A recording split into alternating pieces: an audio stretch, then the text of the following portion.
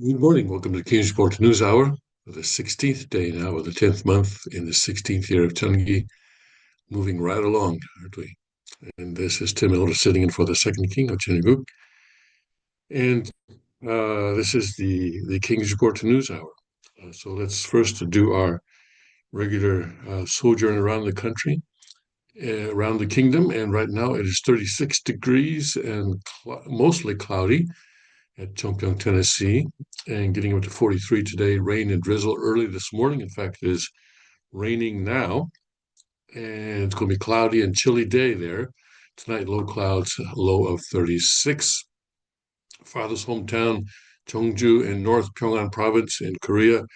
What is today North Korea? 22 degrees right now, mostly cloudy, getting down to 20 degrees tonight with partly cloudy skies. Tomorrow, mostly cloudy and high of 38. And at the Chenuguk Palace in Northeast Pennsylvania, clear, 7 degrees.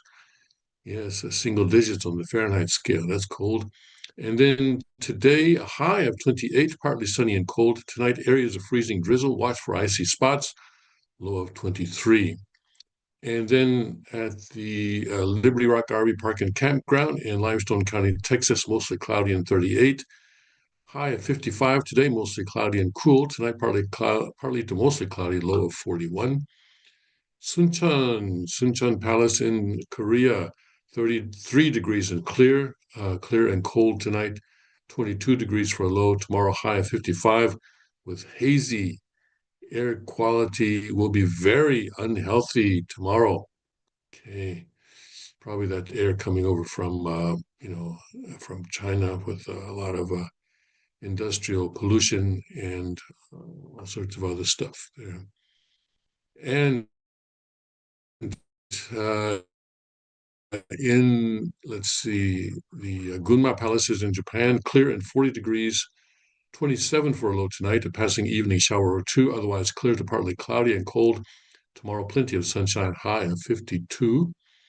And in Guangzhou, Guangdong Province, China, 70 degrees and cloudy, partly cloudy, low 63 tonight. Tomorrow, plenty of sunshine, high of 80 degrees. Okay. And let's see, Father's a word here. Let's go. Mhm. We're in the book on true families.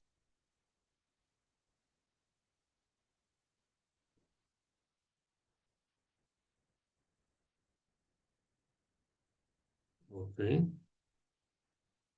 True families here, chapter 10, section 6.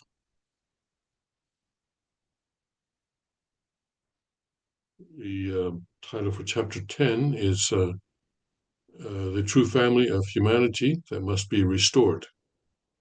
And section 6 is titled uh, The Family of Restoration, centering on the returning Lord. Okay. So, 그러므로 means so. 그러므로 모든 만민이 공유할 수 있는 하나님의 사랑을 중심 삼은 인류 전체가 바라는 최대의 사랑을 중심 삼은 하나의 참된 가정이 출발해야만 되는 것입니다. A lot of adjective phrases there, three actually. So let's see here. Let's begin it. Usually in Korean, it's when you're translating, you usually want to begin at the end, not at the beginning. Okay, gets complicated if you begin at the beginning. So let's do that. So 하나의 참된 가정이 one true family must appear. One true family, which, okay, there we go now. Now we start with the adjective phrases.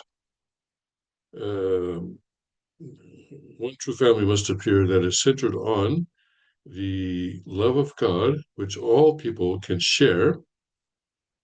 공유 means to share or to possess in common. Well, and to share. Centering that one true family must appear that is centered on the love of God that all humanity can share. uh, and is centered on the greatest love which all humanity desire. I guess it's just those two. Okay. Okay. So, one true family must appear that is centered on the love of God that all humanity can share, and is centered on the greatest love that is the desire of all humanity. Okay, praise God. Well, the blessing He has given us this morning. Thank you, Father. Yes,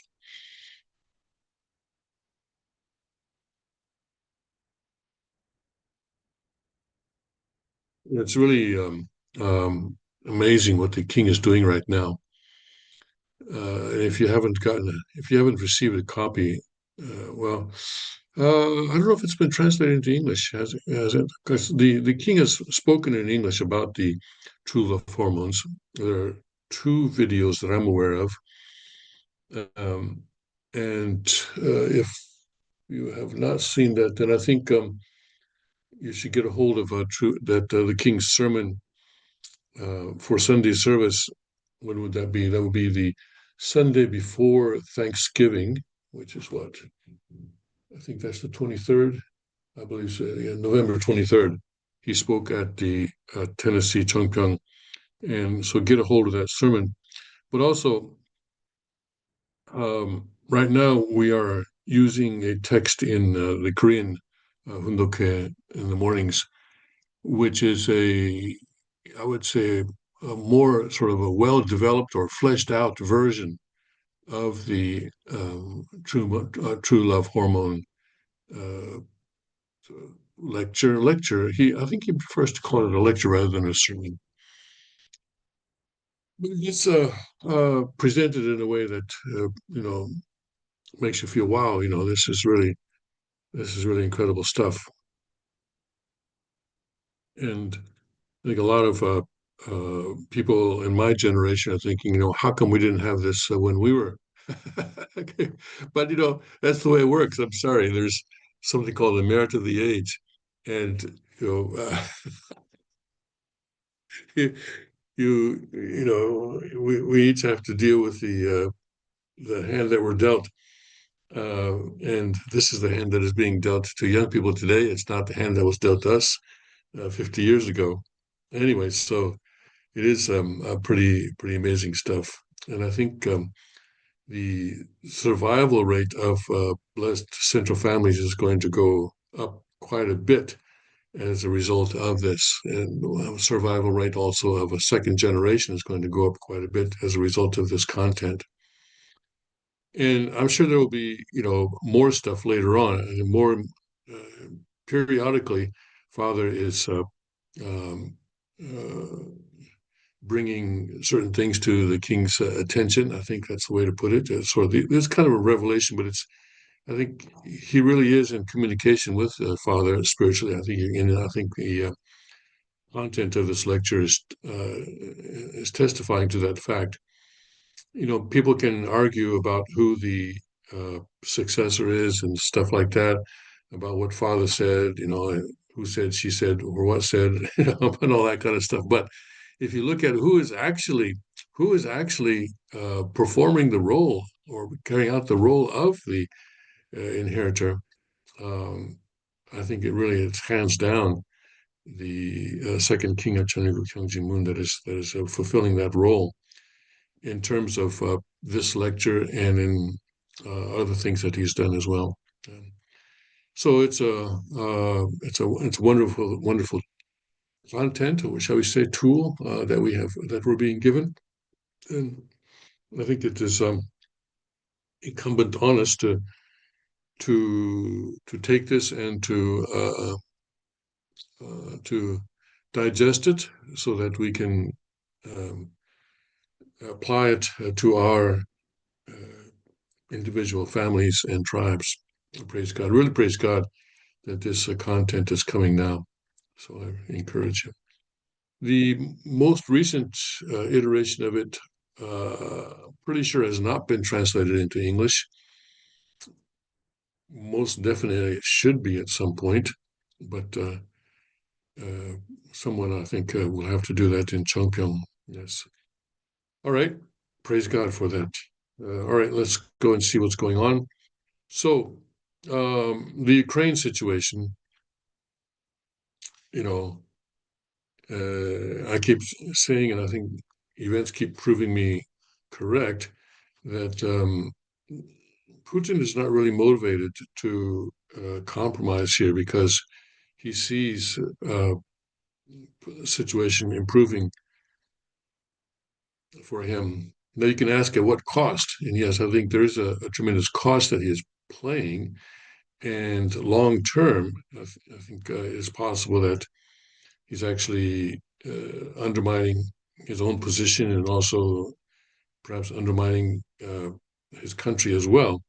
But at least in the short to midterm, I think he sees that things are going in his favor, and so he's basically now refusing to budge on certain points apparently in the proposal. And I think the most uh, the most difficult aspect, I think, is the aspect of the territory where the peace plan, or Russia actually, Russia is insisting that Ukraine withdraw from certain territories that it still controls.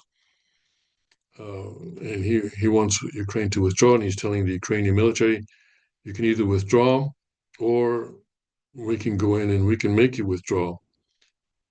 So those are your two options, is what he's saying to the Ukrainian military. And uh, there was a video, a Korean language video. Uh, a Korean person, I think, has actually gone to Ukraine and studied the situation. Where he was saying that the the Ukrainian um, front is collapsing, is the phrase that he used. And he said that Russia is advancing, but not because they are winning battles. They are simply filling in the places where the Ukrainians have left open. I don't know if withdrawn is the word, but anyway, that there are certain Russians find that the Ukrainians no longer occupy certain locations, and so they simply move into those places. And that's how Russia is moving forward, not because they are actually winning battles. And that may be what Putin is looking at as well. Um, and so I think he just feels that time is on his side, that uh, as time goes on, things are going to improve. Now, some uh, some Russian soldiers who have defected, and defecting soldiers are not exactly the best or the most reliable, most credible sources of information about the military that they defected from. But they are saying that the situation in the Russian military is the modern form of slavery, and it's really terrible. Well, and that may well be true. That may well be true. But it's hard to know exactly what's going on there. But anyway, let's take a look at this story here on Newsmax. Is that where I am? Yes. Russian President Vladimir Putin says that some proposals in a U.S. plan to end the war in Ukraine are unacceptable to the Kremlin, indicating that any deal is still some way off despite intense shuttle diplomacy by American envoys. President Donald Trump has set in motion the most intense diplomatic push to stop the fighting since Russia launched a full-scale invasion of its neighbor nearly 4 years ago. But the peace efforts have once again run into demands that are hard to reconcile, especially over whether Ukraine must give up land to Russia and how it can be kept safe from any future Russian aggression. Putin said in comments published Thursday that his 5-hour talks with U.S. envoys this week were necessary and useful, but also difficult work. Some of the proposals were unacceptable to the Kremlin, he said. Meanwhile, Trump's special envoy, Steve Witkoff, and son in law, Jared Kushner, are set to meet with Ukraine's lead negotiator, Rustem Umerov, on Thursday in Miami for further talks according to a senior Trump administration official who wasn't authorized to comment publicly. Let's see, Putin spoke to India Today TV channel before his visit to New Delhi on Thursday. Before the full interview was broadcast, Russian state news agencies TASS and IRA Novosti quoted some of Putin's remarks in it. TASS quoted Putin as saying in the interview that at the talks in the Kremlin on Tuesday, the sides had to go through each point of the U.S. peace proposal, which is why it took so long. This was a necessary conversation, a very concrete one, the Russian president said. There were provisions that Moscow said it was ready to discuss, while others we can't agree to, Putin said, adding it's difficult work. Trump said Wednesday that Witkoff and Kushner came away from the marathon session confident that he wants to find an end to the war. Their impression was very strong that he'd like to make a deal, Trump said. I don't know if, you know, I'm not accusing Witkoff and Kushner of being naive, but I am perhaps suggesting that they may not be telling us the whole truth about what went on there, or even the whole truth of what their impression is. This is maybe something that they decided to say to the public, and perhaps even to the president, um, sort of saying to hey, we're making progress, we're making progress. Don't fire us yet. I don't know. I don't know. Um, Putin refused to go into details as to what Russia could agree to and what it finds unacceptable. None of the officials involved in the negotiations has offered details of the talks. I think it's premature because it could simply disrupt the working regime of the peace effort, TASS quoted Putin as saying. European leaders left on the sidelines by Washington as U.S. officials engaged directly with Moscow and Kiev have accused Putin of feigning interest in Trump's peace drive, and they may have a point. Uh, Russian barrages of civilian areas on Ukraine continued overnight into Thursday. A ballistic missile struck this place on Wednesday night, wounding 6 people, including a 3-year-old girl, according to city administration head. He said that the strike damaged more than 40 residential buildings, a school, and domestic gas pipes in the city, which is Zelensky's hometown. Okay, and then a 6-year-old girl died in Kherson. Excuse me. Oh, got some kind of allergy, I think.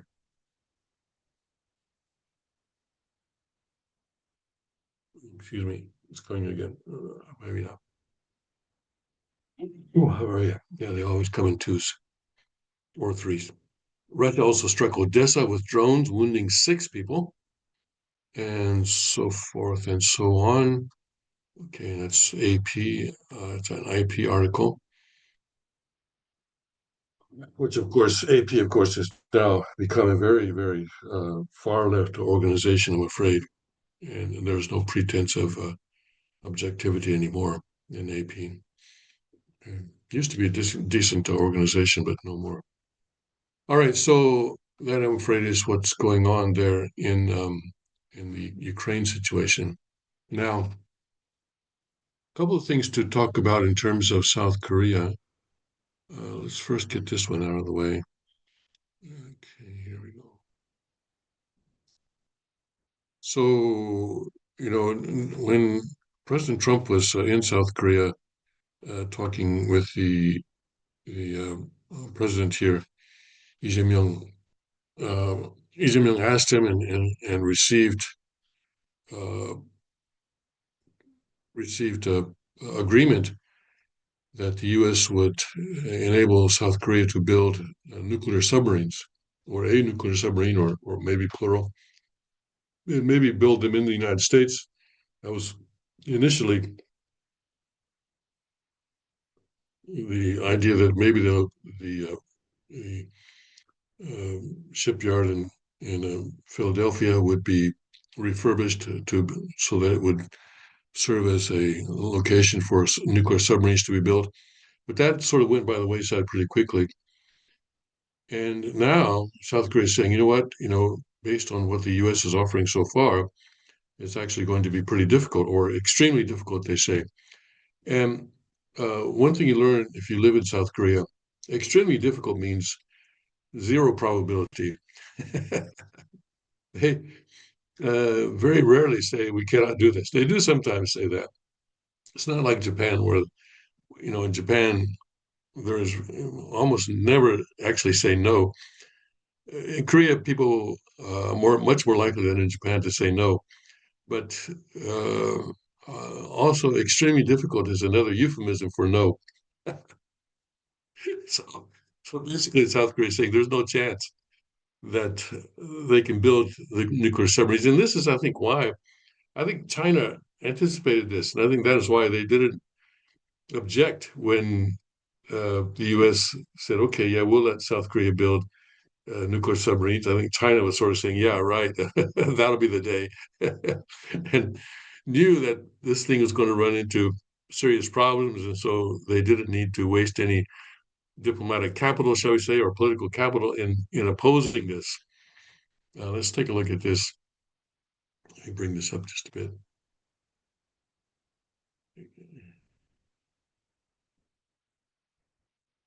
South Korea's leader, not calling him president, said Wednesday that it would be extremely difficult to build its nuclear powered submarines in the U.S. under a deal with Washington. He's expected to, or South Korea is expected to join a small circle of countries that operate nuclear powered submarines after receiving approval from the U.S. for the supply of restricted nuclear fuel. There is, however, no clarity on the production site of the submarines. The U.S. President Donald Trump said on Truth Social that Seoul would manufacture its nuclear powered submarines in the Philadelphia shipyards, right here in the good old USA. But South Korean President Lee Jae-myung told a news conference on Wednesday the issue still needs continued negotiation. Needs continued negotiation. uh, it's really interesting to see how people speak in code words. And yeah, needs continued negotiation. Yeah, means that yeah, we're we're not even close. From our perspective, producing nuclear submarines there is there, in other words, in Philadelphia, is extremely difficult. Realistically, he said, I fully understand the desire to do it, but we need to consider it realistically whether it is truly feasible. He underlined Seoul's position was always to produce the submarines domestically. What we asked for was not build it for us or give us the technology, said Lee. Our position was simply we will build it with our own technology, so just allow a fuel supply for what is currently banned. Okay. And U.S. nuclear submarine technology is considered among the most sensitive and tightly guarded military secrets. And so, yeah, so maybe that's why, oh, yeah, of course, that's why China doesn't mind, right? Basically, a communist president, a communist government, which is what Lee Jae-myung is, um, receiving the tightly guarded military secrets from the United States. Sure, sure, it'll be it'll be child's play to get that from Korea, especially under the leftist regime, right? So that's why China is saying, "Oh yeah, yeah, okay, well, we're not gonna object." All right, so that's going to go on, and probably a bad idea, certainly a bad idea for the U.S. to allow South Korea to have this technology. Basically, it's going to be passed on to China, certainly 100% under the current administration. And one way we can see the sort of the mask coming off of the current government here in Korea is this effort to set up a special tribunal for insurrection. So what's happening is that the government said has the current leftist government is saying there were maybe we don't know how many, maybe thousands, maybe tens of thousands of people were involved in this insurrection. All right, and we don't trust the current court system to be able to handle all of their trials. We're going to put them all on trial. We're going to put them all on trial, and we don't current and the current court system cannot handle it. And also, the current Supreme Court in South Korea is not leftist enough. We don't trust it. They may not come up with the verdicts that we want. And so we have an idea. Why don't we set up a separate court, separate from the Supreme Court? It doesn't come under the Supreme Court. Now, apparently, they're going to allow the Supreme Court Chief Justice to participate in choosing um, the the judges for this separate court, but there is no appeal from that court to the Supreme Court. It's going to be in a separate line. Now, the Supreme Court uh, Chief Justice is objecting, saying, "Wait a second, how do you get this from the current Constitution? Setting up a separate court? Where's its authority? There's no such provision in the Constitution that gives authority to such a separate court." But the the current majority party in the parliament has enough votes. They have more than enough votes to pass this by majority vote, and so that's what they're doing. We're going to do what we want, and we don't care what the Constitution says. So more and more, you see that this is exactly what the former President Yoon was warning about. The communists are taking over the country, and he was right. And it's unfortunate that he was so amateurish in doing in performing um, his coup. But anyway, basically, the result of his failure is that things are moving towards communism or authoritarian dictatorship and communism, leftist dictatorship, a lot more quickly than it was or that it would have. Okay, so let's take a look at this. Um, and we don't even know who is going to be caught up in this net of purges. Basically, it's purge. Okay, and I hope that this kind of news really makes the Trump administration think twice about sharing any kind of military secrets with South Korea. Um, anyway, let's look at this. It's that's right. This is in the. They want me to subscribe. This is in the Diplomat. But anyway, just the first paragraph is visible. All the rhetoric and wrestling in the National Assembly these days evoke a war front. We're at war, said Chung Rae, the new leader of the ruling Democratic Party. In early August, he referred to the opposition People's Power Party as insurrection forces rather than a sober opposition party capable of being consulted in policy deliberation.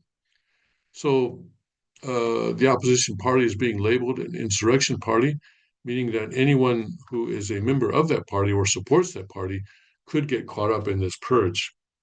And that's, of course, exactly how communism comes into power. If you look at the way that communism came into the Soviet Union or in China or in North Korea, this is how it's done. This is how it's done. You label the opposition enemy of the state, or what, in this case, insurrection party. It's going to get pretty intense here as the time goes on, and we'll see. But there are some people who insist on saying, no, no, no, no, no. Listen, there's a very strong conservative. Um, there are very, very strong conservative constituency in South Korea, and they're never going to allow this to happen. Well, we will see. We will see. We're about to get a lesson in how communism comes to power in a non-communist country. I think that's exactly what's going to happen here over the next months, and years. He's got 5 years to do it.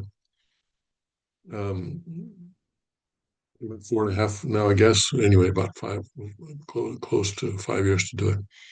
So we will see what's going on. Okay. All right, let's see here. Let's go to some of the headlines on Newsmax and look at those together.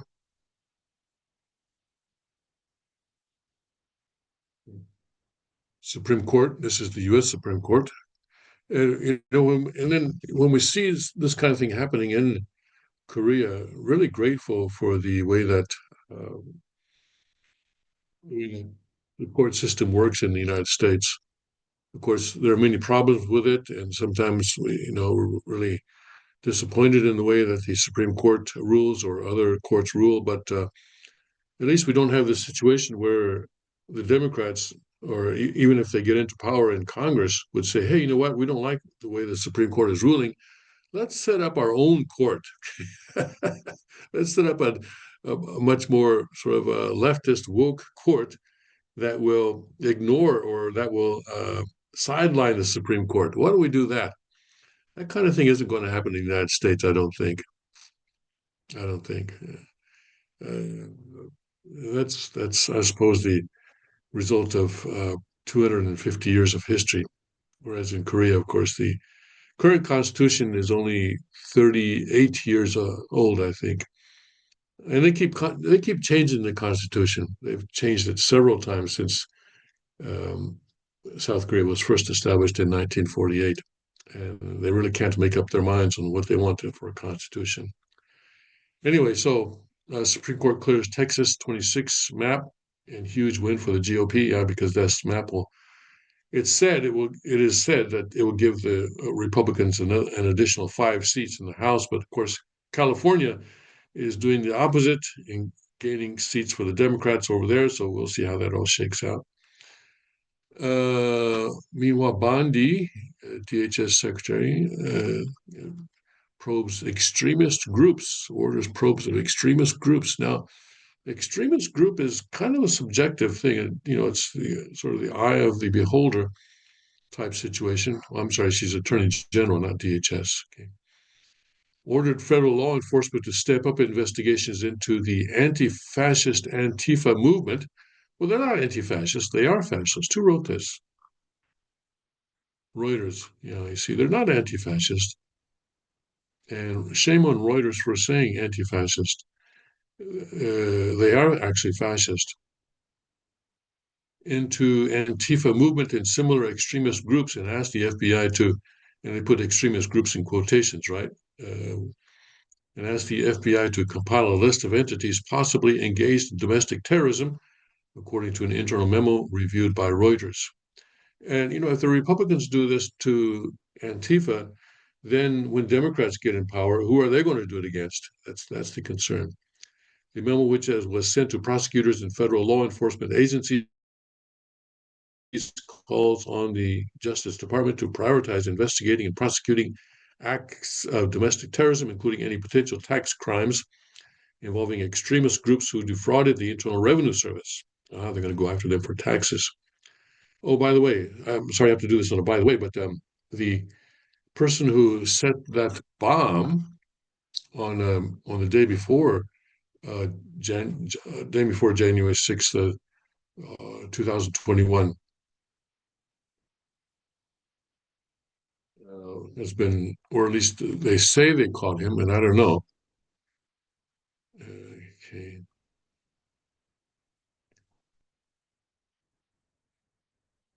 And of course,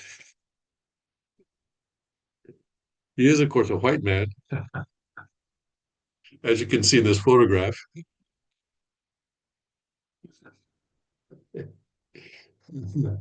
Uh, racism is terrible, but this kind of, what shall we call this? Fake racism? I don't know. Oh my goodness. CNN host Jake Tapper misidentified Washington, D.C. pipe bomb suspect Brian Cole Jr. as a 30-year-old white man just before airing photos revealing him to be a black man.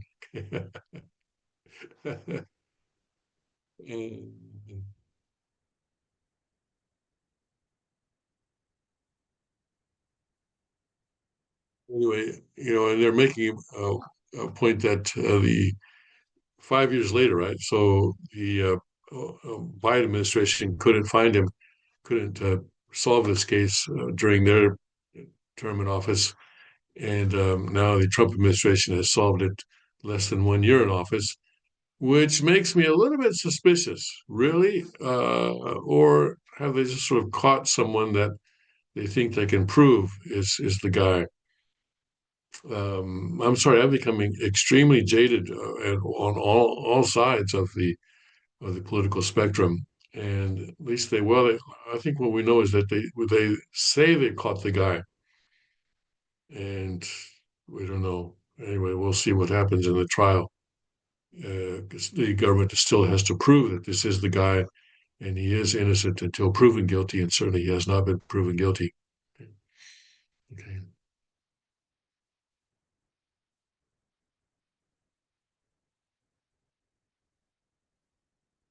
Let's go back to the uh, to Bondi, the Attorney General Bondi, uh, telling FBI or the law enforcement authorities to go after extremist groups, including any potential tax crimes against the IRS. It comes several months after President Donald Trump has signed an order targeting Antifa as a terrorist organization and pledged to go after left wing groups following the assassination of Charlie Kirk. Several months? Several months, I don't think. Antifa, short for anti fascist, is a decentralized leaderless, leaderless movement composed of loose collections of groups, networks, and individuals, according to the Anti Defamation League, which tracks extremists. The Justice Department spokesperson did not immediately respond to a request for comment on the memo. These domestic terrorists use violence or the threat of violence to advance political and social agendas, which makes them fascist, right? Use violence or the threat of violence to advance political and social agendas. That's exactly what fascists do, and communists, of course, including opposition to law and immigration enforcement, extreme views in favor of mass migration and open borders, adherence to radical. I'm sorry, I'm going to have to blow my nose here. I'm going to mute this so that you don't have to listen to that.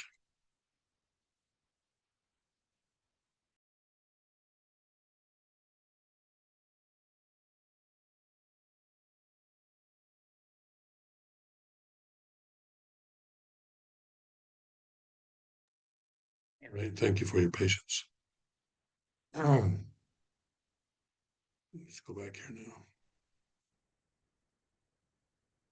Apologize for that brief interruption. Wait a minute, am I sharing the right thing?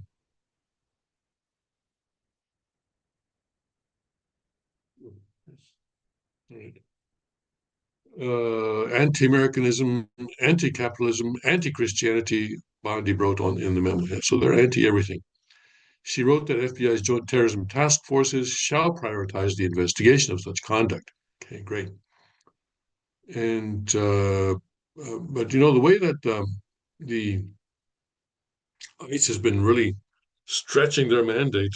I'm concerned that this mandate also is going to get stretched, and FBI is going to be going after people who have nothing to do with terrorism. Right now, I don't know how you people in the U.S. feel, but in looking at it from the outside, it seems that really the pendulum is swinging quite a bit to the other side, and that's I think I don't know, unfortunate. Perhaps it's necessary to do radical surgery in the United States right now, and perhaps the Republicans are saying to themselves, "Listen, we've only got 4 years, and we don't know what's going to happen in 28. So let's get everything done while President Trump is in office. We don't have no idea who's going to win the election in 28. And President Trump also seems to be sort of not paying little or no attention to the fact that his public support is going down.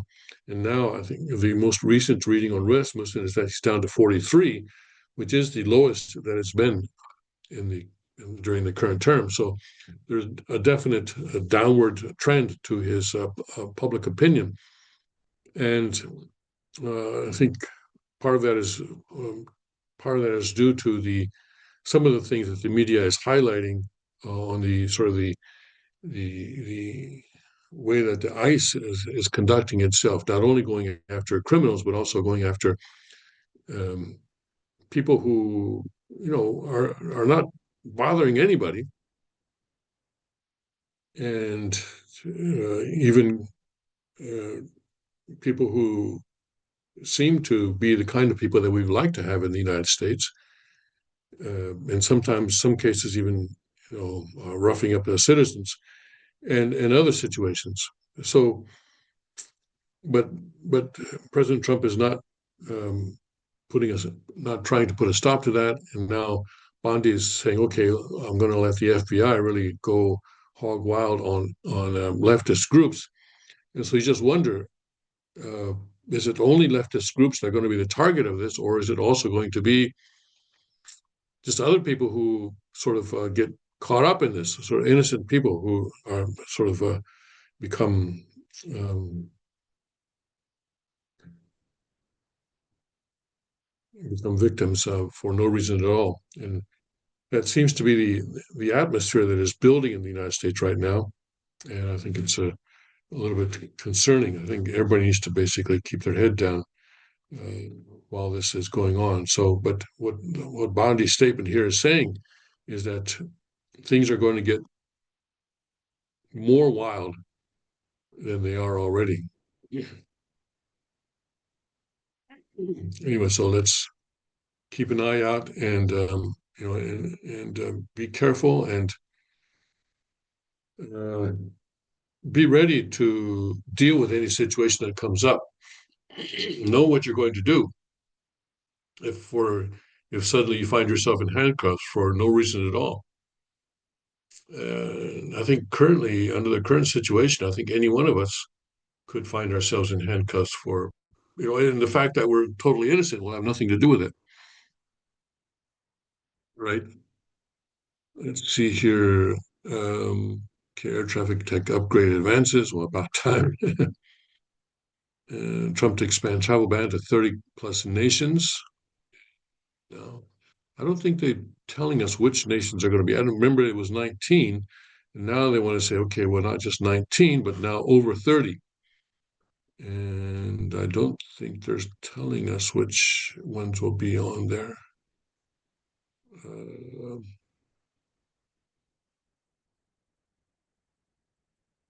Civil Liberties Group warned earlier this week that a broad expansion would punish millions without improving security.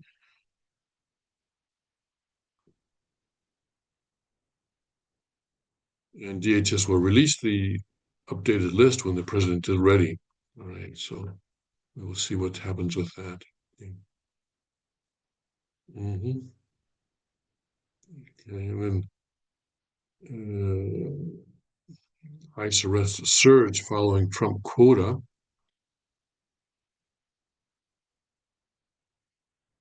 But this is not necessarily everyone who is in the country illegally, even, and some people who are, well, even they're green card holders, but maybe they, had a nonviolent crime 10 years ago and they're being arrested and sort of put into the deportation system. Immigration and Customs Enforcement arrests have surged since May 2025 when the Trump administration raised its internal daily target from about 1,000 arrests a day to 3,000, part of a broader push to accelerate deportations and expand interior enforcement. Citing ICE data compiled by UC Berkeley, the report said that the administration remains short of its 3,000 per day goal, but arrests have risen steadily. The figures show that while an average of roughly 1,100 deportations per day has held steady in recent weeks, the daily average from January 20 to October 15 was 821.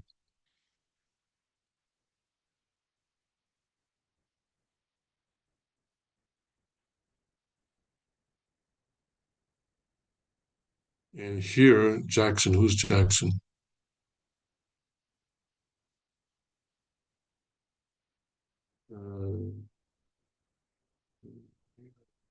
you see who Jackson is. But anyway, the Trump administration is delivering on the president's promise to the American people by carrying out the largest mass deportation operation of criminal illegal aliens in U.S. history, Jackson said.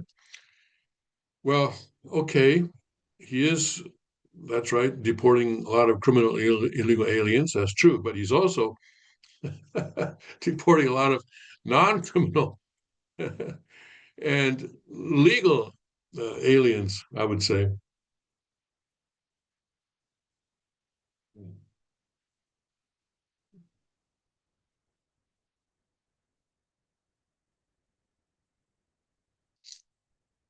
I wish they would be more careful, but I think they're really in a hurry to get things done before the end of President Trump's term.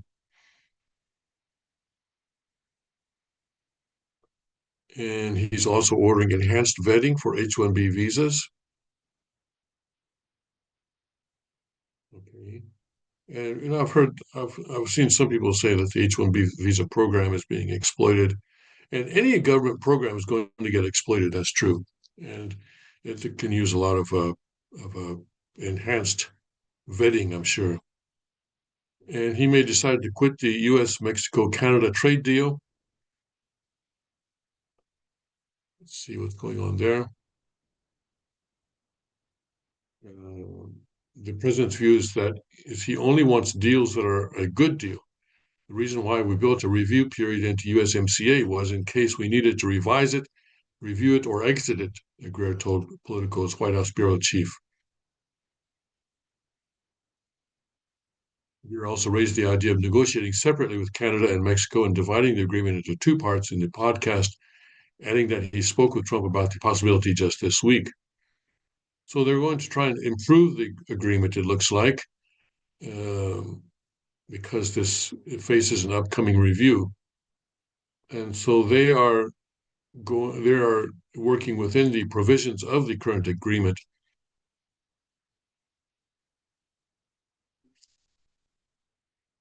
It requires the three countries to hold a joint review after 6 years.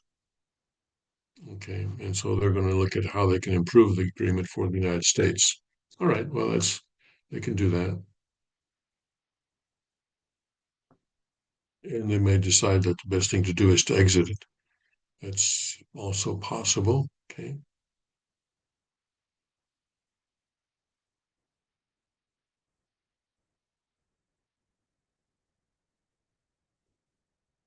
all sorts of stuff going back and forth in Washington, and I think you want to stay aloof of that for the most part.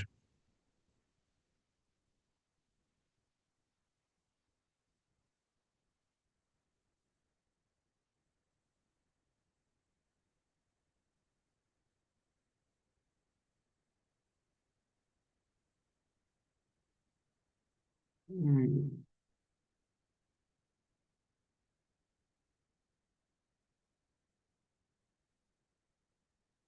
look at here the chart.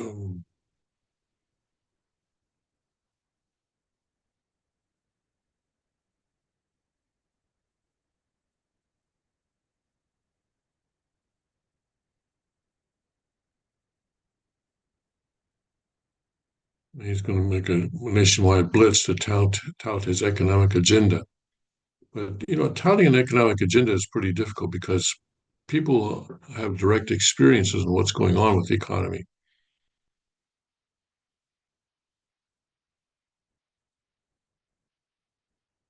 The firm president will be traveling to Pennsylvania to discuss how he and the administration continue to focus on delivering on his day one priority of ending former President Joe Biden's inflation crisis, spokesperson said.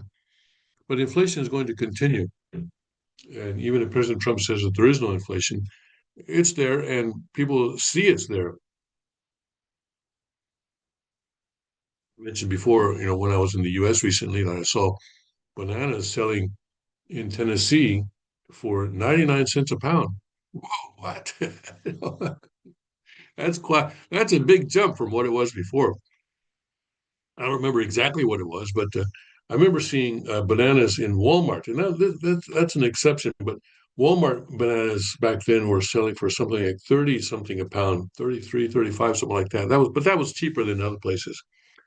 But I remember organic bananas selling for about 65, and organic bananas were more expensive than the non-organic kind. I think the non-organic bananas were about what in the 40s, something like that. But then to see them selling for 99 cents a pound, made me realize, yeah, inflation is real. And that may be tariffs. Okay, it probably is tariffs. But you can't convince people that there is no inflation when they see their groceries prices going up. And they see that every day. He will stop in Pennsylvania on Tuesday to launch a nationwide tour, even as the media and political opponents push the narrative that he's facing backlash from Americans for supposedly prioritizing global issues over their economic concerns. And after Pennsylvania, he might hold other events this month, another event this month, possibly, and additional events are expected after New Year's Day. Administration officials maintain the president's policies are strengthening the economy and reversing the damage left behind by Biden. Still, the upcoming trip to Pennsylvania, which they say will be in the northeastern part of the state, amounts to a quiet admission that Trump's message hasn't fully broken through to Americans the way his team believes it should. Northeastern part of the state. That could be Scranton. Northeast to Pennsylvania, Scranton is what, or maybe somewhere around Scranton or Wilkes-Barre, somewhere around there, maybe. It's more of a it's more of a narrative thing than it is substantive thing, the official said. Yeah, I think people need to get out of Washington, right? Uh, Calling Democrats' focus on affordability a hoax and a con job. So inflation has marginally increased from 2.8% to 3% since February, according to the Consumer Price Index.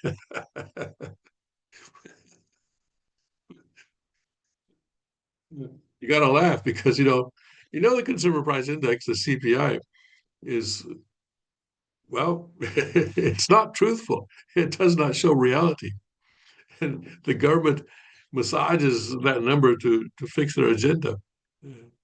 We know that in reality, inflation is something more like 8% or 10% or something like that. People can see their prices going up. They can see their rents going up. They can see the groceries going up. They can see their education costs, their health costs, all this kind of thing going up. So I think, yeah, Trump needs to get out of Washington, D.C. and look what's going on actually in the world. Yeah. Right, let's see here. Okay, Putin. And it's true that he does seem to be focusing on global issues. Well,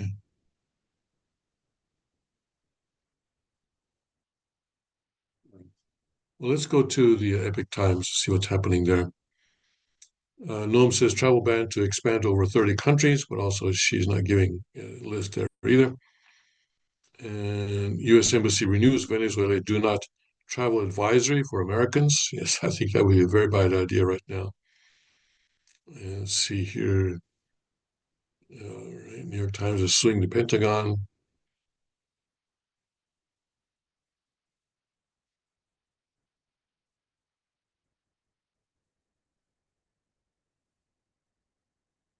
Lansbury.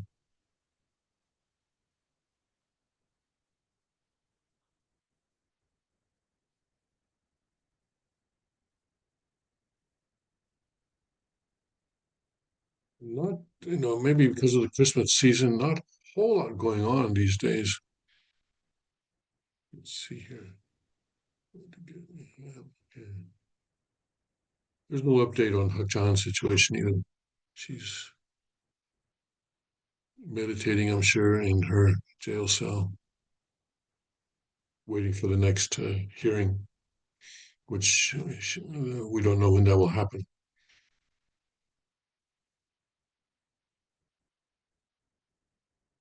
Let's look at here. Putin visiting India. India and Russia have had a relationship that goes back decades, and it has to do with India's desire to stay a little bit aloof or separate from the Western alliance. During the 60s, especially, India tried to be sort of leader in what they called the non-aligned movement, a group of countries that were not going to be aligned with either the West or the Soviet Union. And so India and Indonesia together tried to sort of set that up. And so India has purchased weapons from the Soviet Union in the past and Russia more recently. And right now, they're working together um, within the context of the BRICS situation and trying to find a way to become more independent of the dollar. So anyway, we'll see what comes out of this.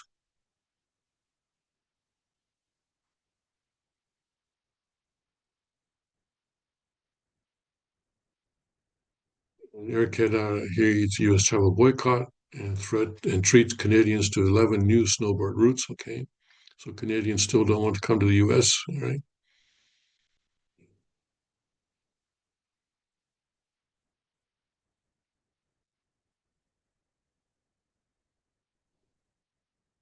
Charlie Munger is dead, and yet he's still in the news. That's pretty amazing.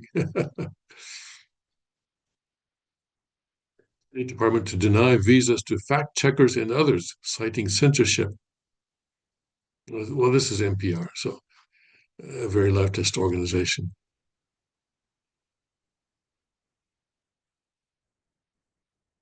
Groups express anxiety as Trump threatens to derail U.S. Mexico Canada trade pact. Well, that's New York Times, and but we already seen that there is a 6 year review period already in the agreement, and they're going to use that review to see if they can improve the agreement in terms of U.S. national interest, and that's a normal thing to do.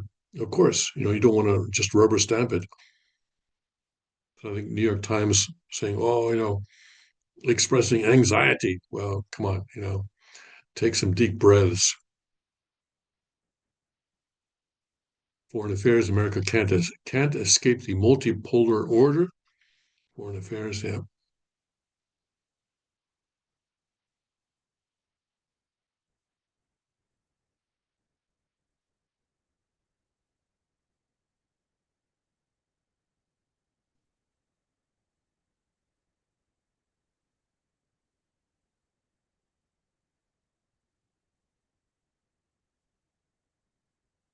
Polish says this exciting scientific find raises questions of life beyond Earth. Well, let's see what he's talking about here. Huffington Post. Oh, no, they want us to. Uh, doesn't anybody give us free stuff anymore? Oh, yeah, here we go. Okay. NASA said the discovery shows such building blocks of life are widespread throughout the solar system. All right. Let's take a look at this. Retired astronaut and current Senator Mark Kelly celebrated NASA's pretty exciting announcement on Thursday after the space agency highlighted how scientists found sugars essential for life on samples of a near Earth asteroid. While the discovery of the sugars glucose and ribose, which NASA's OSIRIS-REx spacecraft gathered from the asteroid Bennu, did not indicate evidence of life, the findings show that building blocks of biological molecules were widespread throughout the solar system. The space agency noted that the sugars, uh, whatever that is, which I'm going to try, which wasn't found in the samples, and ribose are key building blocks of DNA and RNA on Earth. And Yoshihiko Furukawa, a professor at Japan's Tohoku University, who led the team of researchers that made the findings, said that the discovery of ribose means all of the components that form RNA are present in the asteroid. In a clip shared on social media, Kelly said, the findings spark larger questions about life in the universe and underscore the importance of federal funding for science. Oh, there we go. That's what it is. That's what this is about. The importance of federal funding for scientific research. Comes down to the money. We don't know for sure if there's life anywhere else, but when you think of the probability, the statistical probability that it exists, maybe there's life out there, said Kelly, who recently joked on Stephen Colbert's Late Night Show that the U.S. found aliens, but it became a problem when they asked to go to our leader. Danny Glavin, an astrobiologist at NASA's Goddard Space Flight Center and co-investigator on the OSIRIS-REx mission, said in the video that the discovery makes him much more optimistic about the search for extraterrestrial life. Yes. The atheists would love to find life because they believe that if they can find sort of little green men or even big green men, that this would destroy our religion. But of course it won't, because we know that whatever is out there, it was all created for the sake of God's children, human beings, you and me. All right, so God bless, Godspeed, may his kingdom come quickly.